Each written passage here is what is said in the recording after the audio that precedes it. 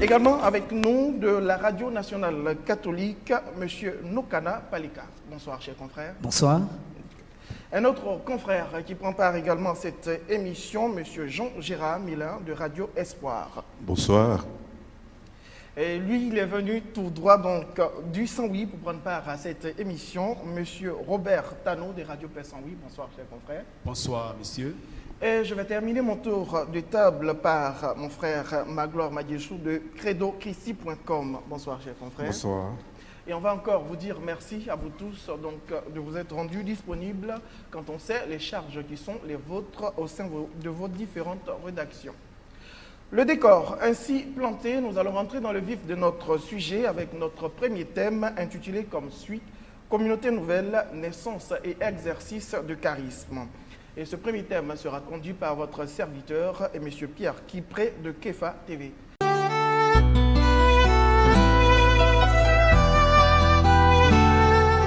Voilà, nous sommes très heureux, Père fondateur, de pouvoir participer à cette première émission.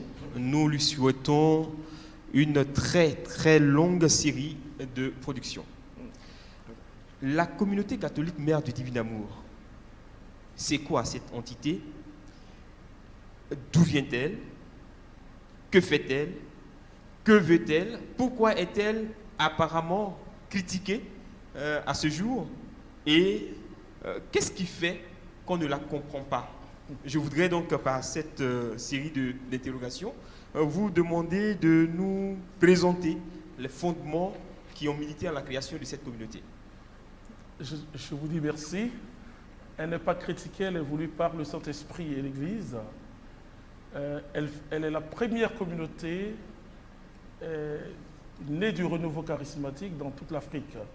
Donc elle est en somme en Afrique la première communauté nouvelle. Elle vient de fêter, à Dieu soit la gloire, ses 30 ans. Elle est née par la volonté de Dieu. Puisque, comme je le dis souvent, un être humain n'est pas capable de fonder une communauté. Quand on parle de fondateur, c'est vrai, c'est un mot assez gros, assez large, je le dirais, mais c'est le Saint-Esprit et l'Église, parce que le Saint-Esprit se sert de quelqu'un qui commence pas une fondation, mais une annonce de Jésus-Christ, une vie spirituelle, et d'autres viennent, pas à sa suite, mais à la suite de Jésus, et l'Église constate, et l'Église reconnaît. Et c'est ainsi que la communauté, après sa première reconnaissance canonique le 16 janvier 1997, le 19 mai 2012, elle a été reconnue définitivement. Elle est une communauté qui est née du renouveau charismatique en janvier 89. Et progressivement, elle a grandi. Elle est, après Notre-Dame de la paix, de la congrégation Notre-Dame de la paix, elle est cette communauté qui a été suivie par toute l'Église, parce que beaucoup de personnes ne savent pas que c'est pas la reconnaissance qu'on a, c'est une reconnaissance diocésaine, mais ce n'est pas Abidjan. C'est la conférence épiscopale qui a demandé à l'évêque d'Abidjan de nous suivre, puisque avant qu'on ne soit suivi, on était déjà dans 8 diocèses de la Côte d'Ivoire, mais puisque notre siège est à Abidjan, et c'est pourquoi c'est l'archevêque d'Abidjan qui a fait la première reconnaissance, ensuite la seconde reconnaissance, la reconnaissance définitive. Voilà. Une communauté catholique, quand elle est reconnue définitivement, elle est reconnue. Maintenant, si elle veut avoir son siège à Rome, et si elle est éparpillée dans le monde, alors elle cherche ce qu'on appelle la reconnaissance pontificale, qui est une logique de la croissance. Et donc, c'est une communauté qui a pour charisme une trilogie: contemplation, évangélisation et développement, qui a pour spiritualité la spiritualité mariale, suivre Jésus dans les pas de Marie à travers le silence, l'humilité et l'amour. Et elle porte en son sein des personnes mariées. Elle porte aussi, elle est la 3e communauté nouvelle dans le monde entier que Rome a autorisé des instituts religieux. Vous voyez, les prêtres de la communauté sont incardinés dans l'institut Mère du Divin Amour. Et nous avons des religieuses, pas simplement de consacrées, mais des religieuses canoniquement établies, et bien sûr aussi des laïcs consacrés. Nous, on parle de sœurs consacrées laïques pour mettre d'abord en avant leur consécration, puisque tous les frères et sœurs, qu'ils soient mariés, on s'appelle frères et sœurs. Donc on parle de sœurs et les sœurs consacrées laïques. Voilà la Vous avez une branche séculière? Oui, on a ce que nous... Non, on n'a pas dans le sens d'une branche séculière, mais des personnes vivant de notre charisme, et peut être ce qu'on appelle des coopérateurs. Mais avant de parler de coopérateurs, il y a deux modes de vie à la communauté Merci Vivre d'Amour.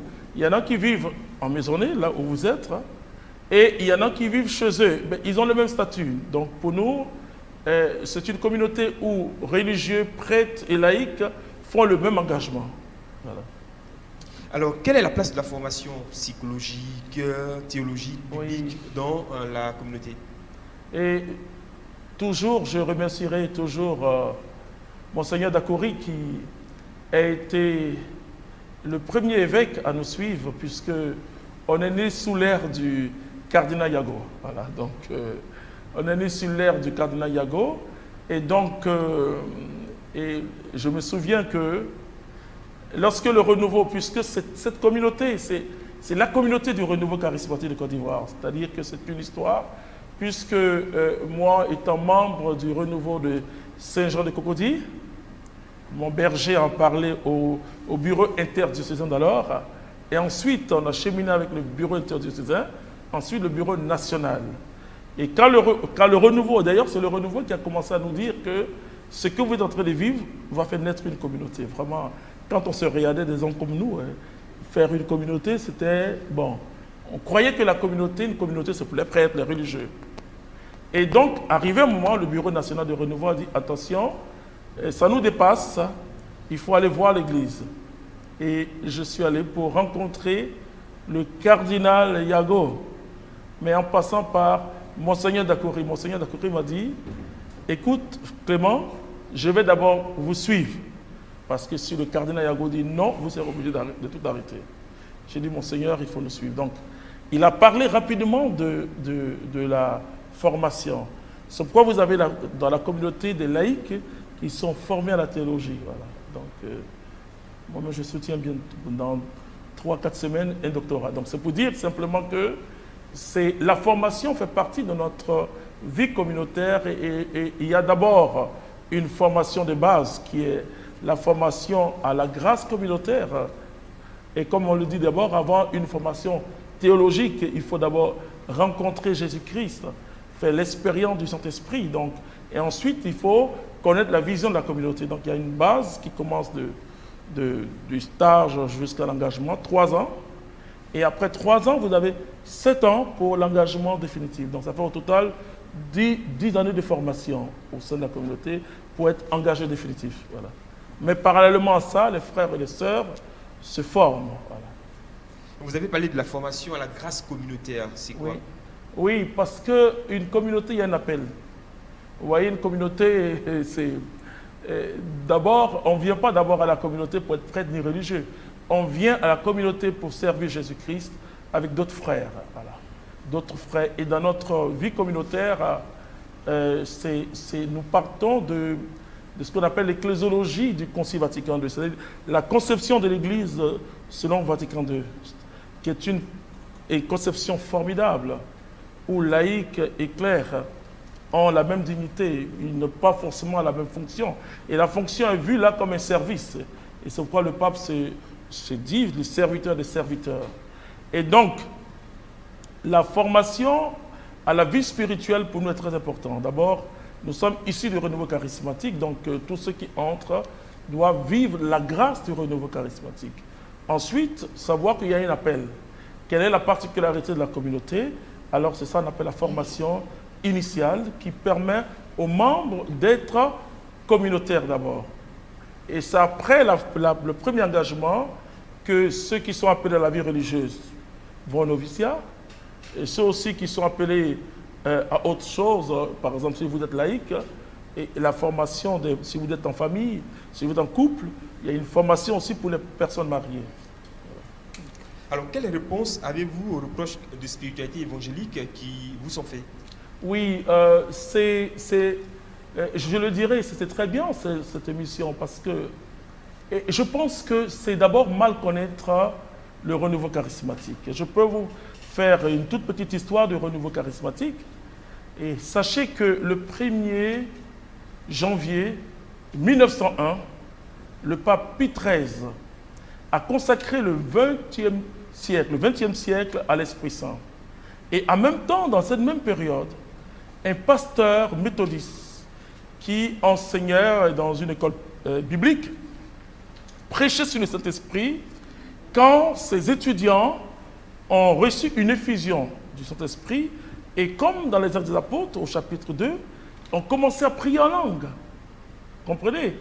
Et donc, quand on dit, par exemple, que le renouveau, les communautés nouvelles, c'est les protestants, c'est très simpliste. Je le dis d'abord en tant que théologien. Voilà. C'est très, très, très simpliste de dire que ça.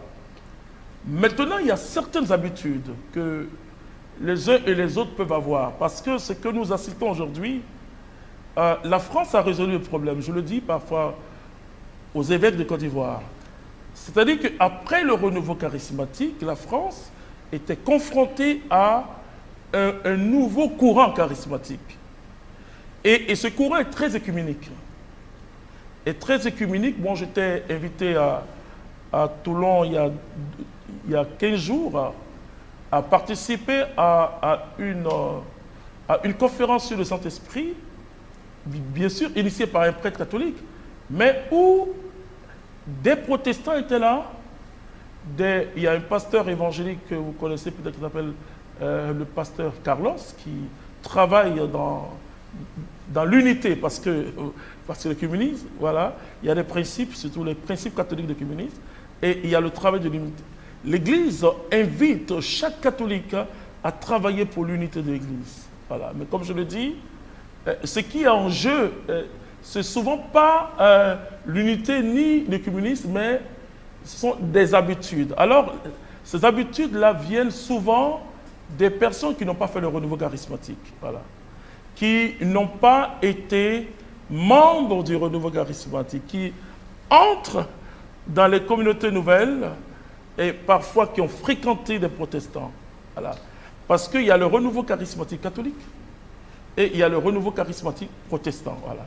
Et donc, je crois que c'est très simpliste et c'est même ne pas être catholique. Vous voyez, quand un catholique, parce que le catholique, ça veut dire universel.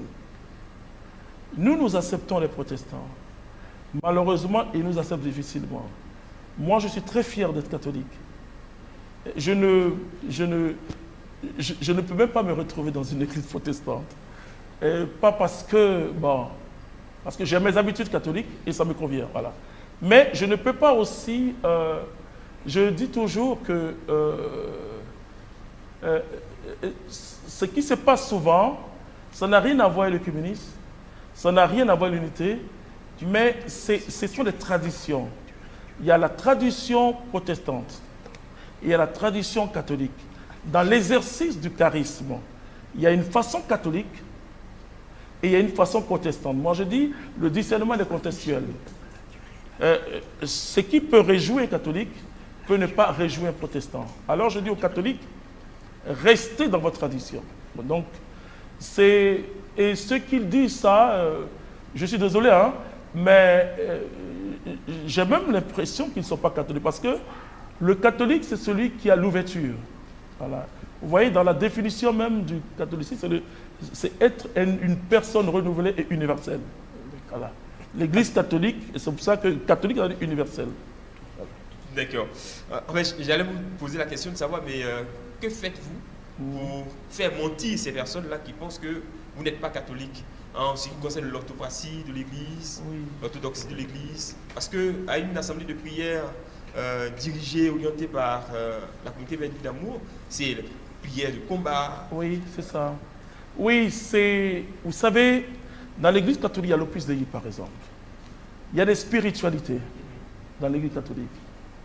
Une communauté née du renouveau charismatique, d'abord, est une communauté où les membres expérimentent l'effusion du Saint-Esprit. Vous voyez, j'étais avec Monseigneur Ziri qui qui a eu une retraite avec les communautés nouvelles, mais malheureusement, je n'étais pas là, et j'étais avec lui avant-hier, et hier encore, j'étais avec lui à Bangourou, et qui nous a fait lire ce que Saint Augustin a écrit concernant le Saint-Esprit.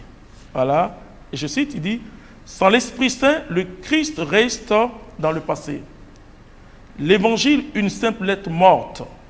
L'Église, une simple organisation. L'autorité, une domination. La mission, une propagande. La prière personnelle, un monologue stérile. Et l'agir chrétien, une morale d'esclave. En revanche, avec l'Esprit Saint, le Christ ressuscité est là. Et son évangile est vraiment puissant de vie. L'Église est communion. L'autorité un service libérateur. La mission une Pentecôte. Ce que l'âme est pour le corps humain, l'Esprit Saint l'est pour le corps du Christ qu'est l'Église. L'Esprit Saint fait dans l'Église ce que fait l'âme en nous, à tous les membres, du même corps. C'est-à-dire que c'est vrai qu'il y a eu une faiblesse théologique. C'est maintenant que l'ICRES, qui est l'organe international du renouveau charismatique, vient de sortir un livre sur l'effusion à partir de sa commission doctrinale et théologique. Et il vient aussi de sortir ce qu'on appelle la prière de délivrance par cette commission. Et donc ça tardait parce que dans l'Église catholique, l'expérience n'est pas une preuve théologique. Voilà. Quand vous vivez quelque chose, il faut que, parce que l'Église ne comprend que son propre langage. Donc il y a la démarche. Il y a la démarche du chercheur catholique et qui parle de la parole de Dieu, des pères de l'Église, etc., du magistère. Donc il y a toute une démarche qu'il fallait faire pour expliquer ce que c'est que cette prière-là. Et dans la prière catholique, il y a beaucoup de formes de prière. Il y a la prière orale, il y a la prière intérieure, il y a la prière à l'oraison du cœur, il y a la méditation, il y a le rosaire, etc. Le problème, c'est que notre Église est jeune. Notre Église est très très jeune et les pères qui sont arrivés ici pour nous évangéliser et ont montré un mode de prière. Mais allez un peu dans l'Église latine, par exemple.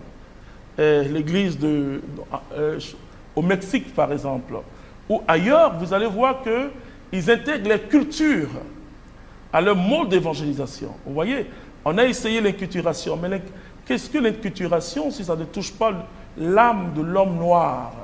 Et vous remarquez que les évangélisations, certains peuvent dire qu'il y a du bruit, mais ça correspond à la culture africaine de la danse.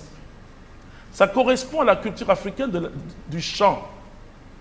Vous allez chez les Juifs, les célébrations des Juifs, c'est dans la joie. Mais pourquoi on veut que les catholiques africains, bien sûr, moi je suis en communauté, on a l'oraison, on a l'adoration, mais pourquoi on veut que les catholiques africains prient comme ça? Nous, on ne connaît pas ça dans l'Afrique. Donc, en fait de compte, c'est une forme d'inculturation et c'est pourquoi ce genre de prière attire. Et je dis souvent, c'est un peuple qui vit des drames. Et qui a besoin d'une expression. C'est-à-dire, le Dieu que les Africains célèbrent, vous voyez la culture bété par exemple. Quand il y a une funéraille, on danse. C'est-à-dire que la danse et le chant deviennent comme des facteurs qui rééquilibrent l'homme et qui fait que le drame passe. Mais c'est ce que les gens vivent, c'est ce que les charismatiques vivent. Maintenant, en dehors de ça, il peut y avoir peut-être des habitudes qui ne sont même pas des habitudes chrétiennes qu'on peut dénoncer, mais c'est dommage parce que j'étais en train de parler avec un évêque, j'ai dit, mais les évangélisations, ce n'est pas les protestants qui l'ont envoyé. Les évangélisations même des rues, ce sont les franciscains, les dominicains. Et le pape Jean-Paul II dit, mais pourquoi laisser les rues aux sectes? Et je crois que pour l'église de Côte d'Ivoire, que moi je connais, au niveau des évêques, ils sont très contents des communautés nouvelles. Vous savez, les communautés nouvelles, il y a une commission épiscopale chargée des communautés nouvelles. Ce que le renouveau n'a pas eu, et qui se retrouve dans l'apostolat des laïcs, ou dans la direction des œuvres, mais pas au niveau d'une commission. Ça veut dire que l'Église de Côte d'Ivoire. C'est pour ça que quand les gens parlent, hein, il y a deux paroles, vous voyez.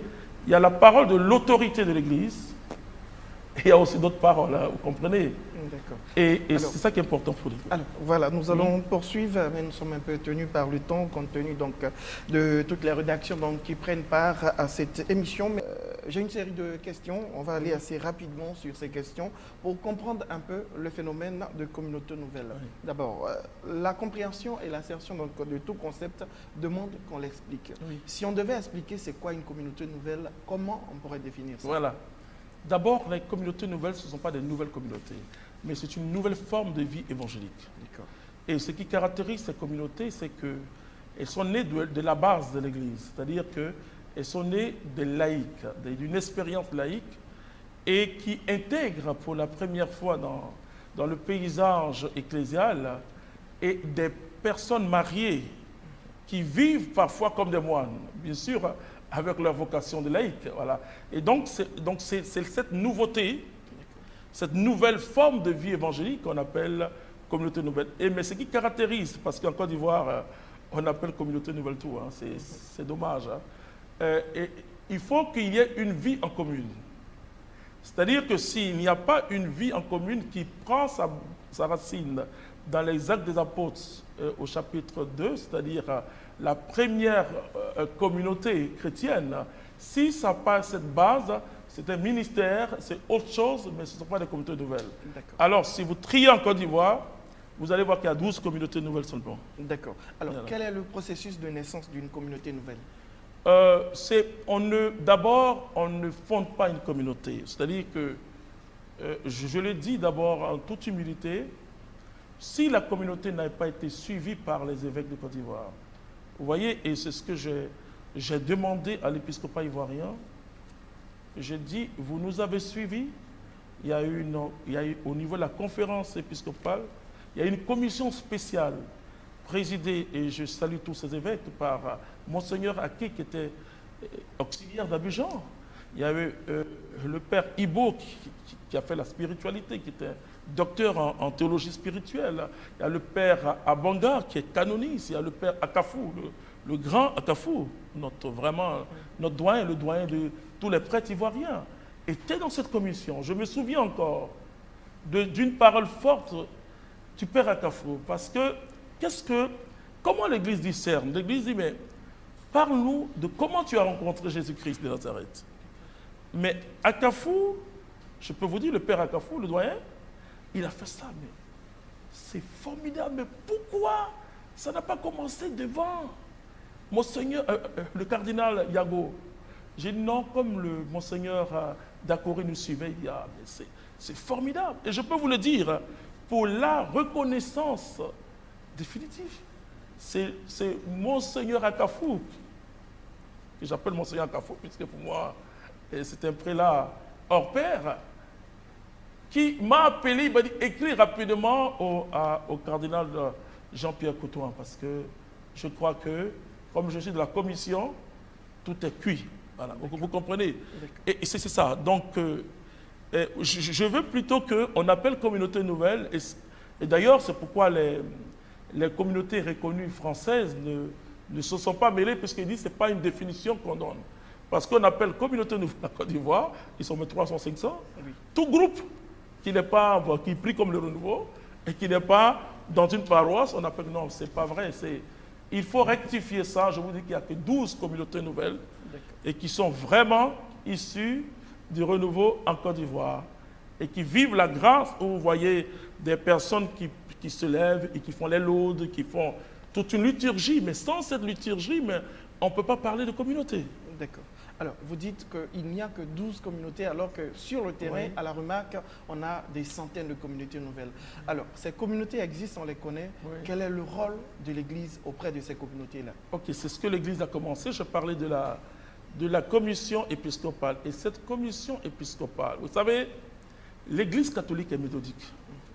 Et d'ailleurs, c'est une des souffrances de Monseigneur Dakori qui dit, parce que il a vraiment œuvré pour que ce soit toute la conférence épiscopale de Côte d'Ivoire qui nous suit. Il me dit, Clément, ça sera dur, mais on veut un schéma. À partir de ça, puisqu'on sait que beaucoup vont naître, on a un schéma. Mais si vous voyez combien de conférences épiscopales qui étaient chargées, qui étaient sur le sujet communauté Mère Divine Amour. C'est pourquoi ceux qui parlent, vous voyez, une communauté, ce n'est pas un individu qui déconne. Hein. Non, c'est pas ça. C'est comme dans l'église, il y en a qui déconnent aussi. Et partout on déconne, voilà, vous voyez. Mais l'église reste sainte. Une communauté, c'est Dieu. Et au moins, au minimum, ceux qui constituent la hiérarchie de cette communauté. Voilà. Qu'est-ce qu'ils enseignent? C'est ça qui est important. Parce que nous sommes aujourd'hui 1800 sur 4 continents.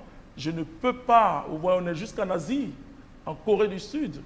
Je ne peux pas dire que, d'ailleurs, on ne peut pas avoir la maîtrise sur une personne, pas possible.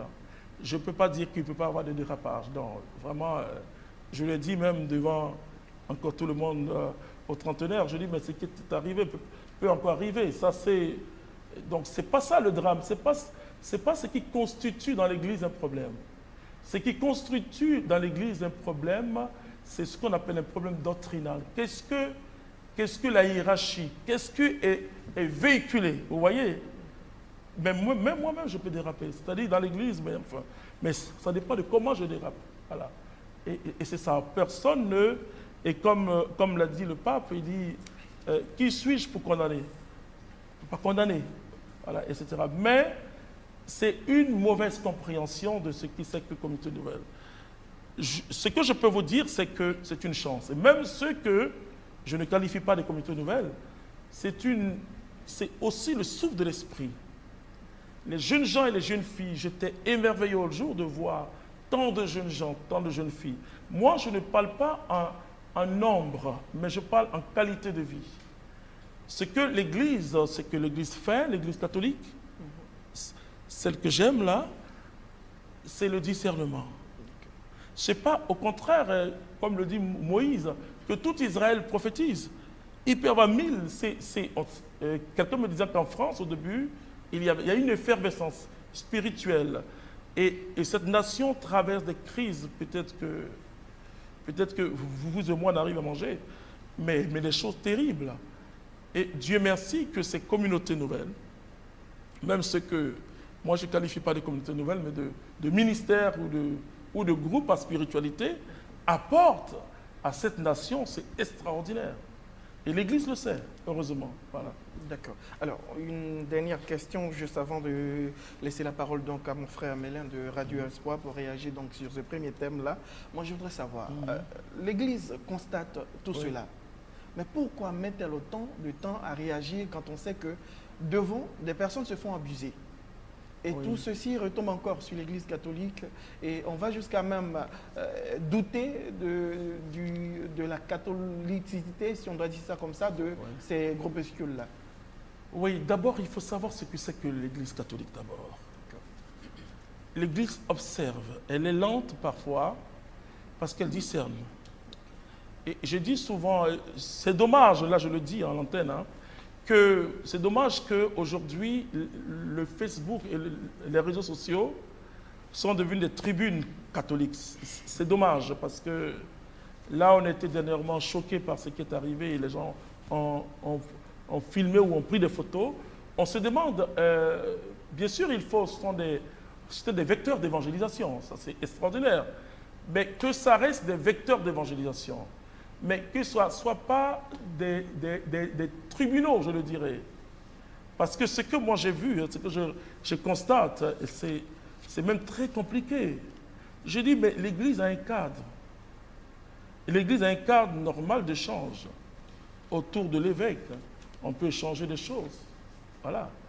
Et je me souviens encore je ne dirai pas son nom, mais mon évêque à moi, qui me disait qu'il y a eu une affaire, les gens l'appelaient seulement, les gens disaient, mais il faut regarder, mais c'est pas là, c'est pas ce que l'Église peut s'informer autrement. Voilà. Et donc, ce qui se passe aujourd'hui, c'est que tout est amplifié. Tout est amplifié et tout sort de son cadre. Voilà, c'est ça le problème. Voilà. Vous voyez que si, par exemple, on montre une personne qui est en train de vivre une délivrance, qui est en train rendre, enfin je ne souhaite pas, enfin, en train de tomber en train. Mais si on enlève ça de son cadre, c'est dramatique. Hein? Et surtout celui qui est en train de prier pour la personne, vraiment, c'est dramatique, vous comprenez? Donc c'est parfois de la manipulation. Voilà, la manipulation. Et l'enjeu aujourd'hui, peut-être, c'est que beaucoup de catholiques ne savent pas, parce qu'un évêque m'a appelé, je peux dire que non, je lui dis merci. C'est l'évêque de Saint-Pierre-de-Vaux, il m'a dit, mais quand les musulmans ont un problème, ils règlent ça entre eux. Quand les protestants ont un problème, ils règlent ça entre eux. Mais pourquoi nous, les catholiques, on veut régler nos problèmes à travers les réseaux sociaux? Voilà le problème qui se passe. Et ça nous fragilise finalement. Parce que nous constituons un corps, quelqu'un peut dire qu'il n'y a pas de problème. Vous voyez ce qui s'est passé dans l'actualité actuelle. Et même il y a des discussions entre le clergé. Mais ça ne nous honore pas, notre église. Ce n'est pas notre lieu, ce n'est pas les lieux. Et donc, laissons ça aux jeunes gens. Donc, nous prêchons l'évangile avec ça. Utilisons cet instrument important. Et les réseaux sociaux, c'est important. Quand nous sommes allés au Vatican pour avoir l'autorisation de la télévision Divine TV, ils nous ont dit, soyez sur les réseaux d'abord et remplissez de la parole de Dieu. Nous devons remplir les réseaux de la parole de Dieu, mais pas de ce qui n'édifie pas, parce que et tout cela, ça joue contre l'Église catholique, malheureusement. Alors, il y a le confrère Jean Gérard Mélin de Radio Alpha qui a une réaction sur ce premier thème. Fondateur, vu de l'extérieur, les communautés nouvelles dans leur grand ensemble font peur. On les considère comme des entités à part, une vision, une façon de vivre à part. Il y en a même qui n'ont pas d'activité sur les paroisses. Est-ce que les fidèles n'ont pas peur, je vais dire dans leur grand ensemble, n'ont pas peur d'avoir peur de vous? Je veux même aller plus loin. Il y a des prêtres même qui voient d'un très mauvais œil la naissance des communautés nouvelles. Je prends le cas du Divin Amour. On dit, vous avez des prêtres, vous avez des religieux. Est-ce que demain, ils ne vont pas chercher à contrôler l'Église? Voilà, c'est ça. Non, c'est comme je le dis en toute humilité. En tant que, comme je le dis, si tout le monde veut, il n'a qu'à quitter l'Église catholique, alors le pape et moi. Je dis que cette Église que j'aime, elle n'est pas comme ça. Elle n'est pas comme on le pense. C'est-à-dire que, d'ailleurs, le pape Benoît XVI a dit que les communautés nouvelles ne sont pas un problème, c'est une grâce. Et c'est une grâce parce qu'on veut en faire un problème. Vous savez, dans l'Église catholique, il y a ce qu'on appelle le droit associatif. Et chaque chrétien catholique, vous-même journaliste, vous pouvez prendre 4 personnes et puis commencer à prier et dire, je m'appelle... attends, j'ai donné un nom comme ça. Je m'appelle Alléluia Joie. Comme ça, voilà. Personne n'a le droit dans l'Église de vous empêcher de prier. C'est un droit. C'est un droit. C'est comme il y a les droits et puis il y a les devoirs. Maintenant, si le groupe Alléluia Joie a des pratiques qui sont hors de l'Église, vous voyez, moi, je ne prends pas mon cas pour en faire un cas unique, parce que ce n'est pas un cas, parce que universitaire que j'étais, j'ai tout laissé pour Jésus, mais avant de... Quand il m'a appelé, mais j'ai travaillé, etc. Et quand la communauté a grandi, bon, j'ai tout laissé pour suivre Jésus. Vous voyez, je n'ai pas de compte en banque, je n'ai jamais demandé de l'argent à quelqu'un, ce n'est pas possible. Ça, c'est ma spiritualité à moi. Vous voyez, mais je ne peux pas dire à un laïc de ne pas avoir un compte en banque. C'est même pas bien dans ce 20e siècle. Vous voyez, aujourd'hui, pour voyager, j'ai, Dieu merci, les cartes prépayées. Parce qu'avant, je ne sortais que d'un héros de l'art ou, je ne sais pas moi, espèce. Ouais, on te regarde comme ça à la tête. Bon, ça paraît un peu bizarre. Maintenant, la carte, c'est chouette. Depuis 1 an, c'est chouette. Voilà, mais sans compte. Vous voyez. Moi, je dis toujours, on ne choisit pas Jésus-Christ pour de l'argent. Je veux même dire, je ne parlerai pas d'opposition, mais je parlerai des niveaux. C'est-à-dire qu'on choisit Jésus-Christ quand l'appel est authentique, c'est ce que tu as que tu donnes aux autres. mais ce n'est pas ce que les autres ont qui te donnent. Voilà. Vous voyez, il dit donnez-leur vous-même à manger, c'est-à-dire que c'est ça d'abord. Voilà. Et j'ai construit ma vie spirituelle sur le modèle de Saint Paul. Voilà. Et c'est pourquoi vous allez voir, on travaille beaucoup. Et la communauté compte d'abord sur ses membres même d'abord. Et avant de dire la première quête de la communauté, c'était 6 ans après sa naissance, c'est les béatitudes. On a fait une grande évangélisation au lycée classique. On a dépensé 3 millions, eux dans 1,5 million. À cette époque, c'était de l'argent, 1 million, 1,5 million. Donc il dit, ah Clément, toi tu as ton affaire de ne pas prendre la quête là. Et nous on va le faire. Et effectivement, on a fait et on a eu 4 millions. Ils nous ont dit, bon, donne-nous notre part. Non, je dis non, on vous donne 2 millions, on vous donne 1,5 million. Voilà. Et les frères m'ont dit, tu as eu berger. Et je ne ferai jamais la fine bouche pour dire que ça n'aide pas. Ça peut aider à envoyer les frères aux séminaristes. Vous savez, les évêques crient aider les séminaristes. Mais nous, c'est nous il y a au moins 25 prêtres, donc c'est 40 religieuses, vous voyez, de vœux perpétuels. Enfin, c'est 40 de vœux perpétuels. Donc au total, ils sont 200 religieux. Et il n'y a pas de quête impérée. Vous voyez, non? Il n'y a pas de ça, il n'y a rien d'autre. Nous faisons ce qu'on appelle le super gabaon entre nous, les frères et les sœurs et nos apostolats, etc. Ouais. Donc, entre ce que les gens disent des communautés nouvelles et la réalité, je ne pense pas que le berger du bon pasteur, hein, mon fils Daniel, je ne pense pas que dans sa communauté, les gens cherchent l'argent. Il peut y avoir des individus dans les communautés, comme partout. Mais malheureusement, hein, les gens ne vont jamais à la source. Hein, vous voyez, non? Ils ne vont jamais à la source. Moi aussi, en tant que chercheur, dans ce que j'ai fait, je suis allé à la source, qui a interrogé, puisque j'avais un sujet assez délicat, aller à la source. Vous voyez, on était avec les jésuites dernièrement pour un séminaire, hein, enfin, là-bas. Mais le chercheur jésuite, il est allé prier avec ces communautés-là sans se montrer comme prêtre. Et il est revenu, mais il est édifié. Voilà. Il y a des choses qu'il ne comprend pas, mais il a vu la ferveur. Vous voyez, mais si on reste à critiquer, et ça c'est très ivoirien, malheureusement, ça se faisait en politique, maintenant ça se fait aussi dans la religion. Bon, c'est bien. Si c'est positif, si ça peut construire. Or, la seule façon de construire, c'est d'aller voir celui qui a fauté. Lui dit, mon frère, je pense qu'on est chrétien, mais ce que tu fais n'est pas bien. Mais critiquer, c'est négatif. D'accord. Alors,